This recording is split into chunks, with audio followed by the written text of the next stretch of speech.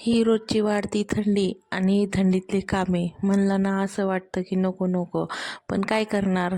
थंडी असो किंवा थंड पाणी असो, ते तरी कामं तरी आपल्यालाच करायला पाहिजेत. आणि किचनवरचा पसारा बघून असं वाटतं की कुठून सुरुवात करावी ते काही कळतच नाही.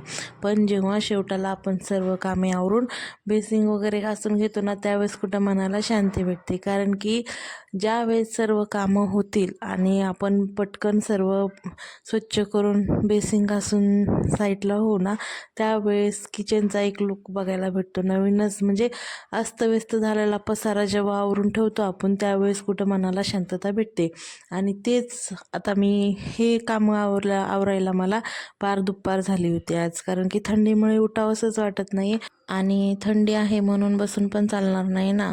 तर नमस्कार, मी मनीषा, स्वागत आहे तुमचं माझ्या नवीन ब्लॉगमध्ये.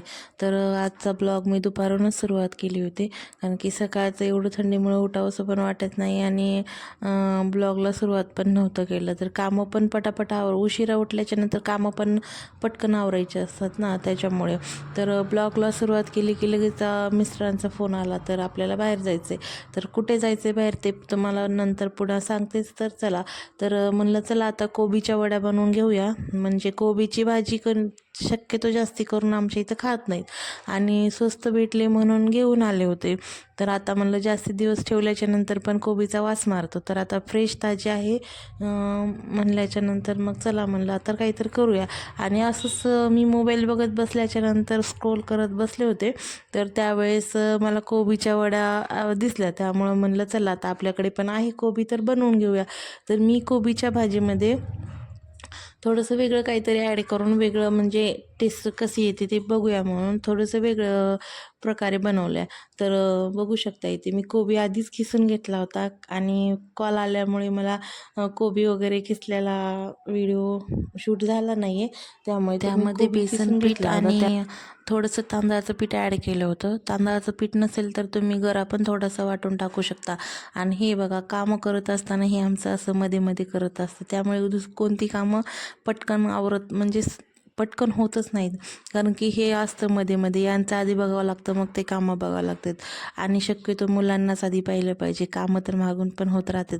तर मी पिठामध्ये मीठ, परत मिक्सरला थोडीशी हिरवी मिरची, जिरे, ओवा तर मी हाताने क्रश करून टाकला होता आणि लसूण वगैरे वाटून घेतलं होतं. तर ते वाटण यामध्ये टाकून, म्हणजे जे भाज्या वगैरे धुतलेल्या आणि कोबीला मीठ टाकलं ना, पाणी सुटतं. त्यामुळे पहिल्यांदा पाणी कधीच टाकायचं नाही त्यामध्ये, पिठामध्ये. पूर्णपणे भाजी, कोथिंबीर आणि म्हणजे मी पालकाची भाजी ॲड केली होती यामध्ये. तर ते सर्व धुतलेलं असतं ना आणि ते ओलं असतं, त्याच्यामुळे मग तसं तर मी आधी लवकरच पाणी नितळायला ठेवलेलं होतं, तरी पण भाज्यामध्ये पाणी राहतंच. त्यामुळे मग जास्ती करून पाणी लवकर टाकायचं नाही पीठ मळताना, कारण नाहीतर मग ते पातळ होतं. जर लागलंच पाणी तर टाकायचं शक्यतो. मला तर पाणी लागलंच नाही, त्याच्यामुळे मी टाकलंच नाही. तर आहे त्या भाज्यामध्ये माझं पीठ मळून झालं होतं आणि हे आमची मध्येच लुडबुड चालू होती. आणि मी तर चाळणीला तेल वगैरे लावून घेतलं होतं, कारण की तेल लावलं ना वड्या खाली चिटकत नाहीत. आणि गॅसवर पण एक पातेलं ठेवून त्यामध्ये पाणी ओतून ठेवलं होतं, कारण की मग वड्या कोथिंबीरीच्या वड्या त्यामध्ये वाफवून घ्यायच्या होत्या. तर पातेल्यामध्ये माझी बरोबर चाळणी बसते, त्यामुळे मी मध्ये स्टँड वगैरे काहीच ठेवलं नव्हतं. तुम्ही स्टँड वगैरे ठेवू शकता जर. आणि माझी कसं बरोबर चाळणीवरती ठेवली ना, पातेल्याच्या काठाला म्हणजे असं फिट बसते, मध्ये पण पडत नाही आणि वरती पण राहत नाही. त्यामुळे मग मी मध्ये काही ठेवलं नव्हतं.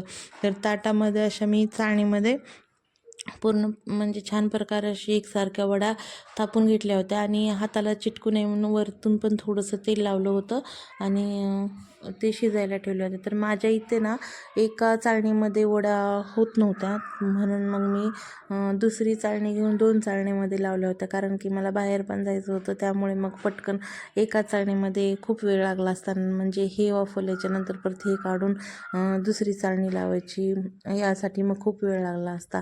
त्यामुळे मग म्हणलं चला आता एकदाच मग दोन्ही गॅसवरती 2 पातेले ठेवले आणि अलग चाळणी ठेवून, म्हणजे माझ्याकडे पुरणाची चाळणी एक आहे, त्यामध्ये पण मी असं काही वाफवून घ्यायचं असलं ना, त्यामध्ये पण व्यवस्थित वाफवून घेते. फक्त थोडं जास्त तेल लावायचं, ते पण पिठाला पण तेल लावायचं, म्हणजे कसं ते चाळणीला चिटकत नाही. कारण की पुरणाच्या चाळणीला ना खूप पटकन चिटकतं आणि ते गरम आहे तोपर्यंतच काढायचं, नाहीतर मग ते वडी पूर्णपणे चाळणीला चिटकते.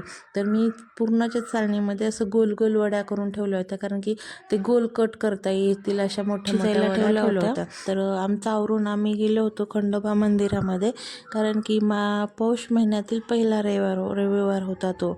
आणि पौष महिन्यातील पहिला रविवार आमच्याकडे म्हणजे उपवास वगैरे पकडतात.